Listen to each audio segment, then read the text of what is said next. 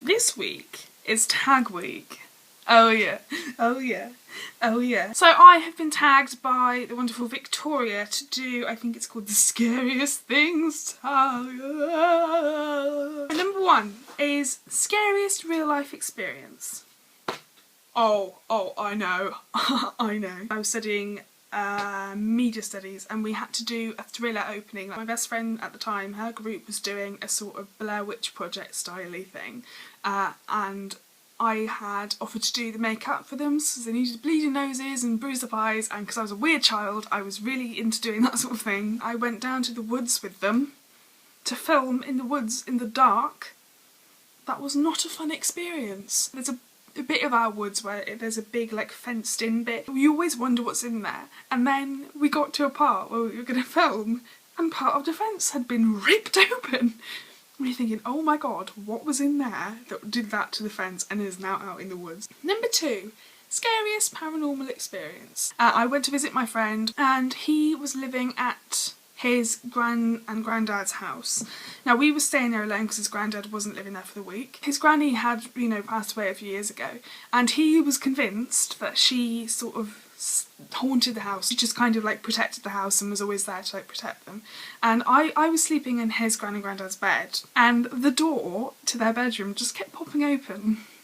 No windows open, it would just go like swing open. So that's the closest thing I've ever really got to a paranormal experience. Number three, have you ever known anyone convicted of a violent crime? No. Oh wow, actually I say that. A boy I went to school with went to prison for ABH, so does that count?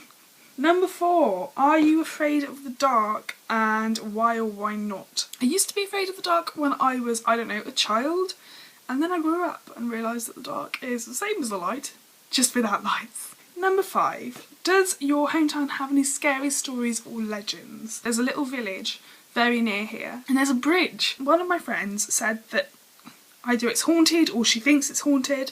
She doesn't like driving over it at night because it's a little village, there's no lights or anything, it's all just like pitch black.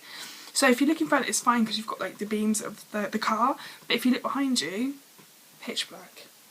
Ooh, chills. Number six, what is your favourite urban legend?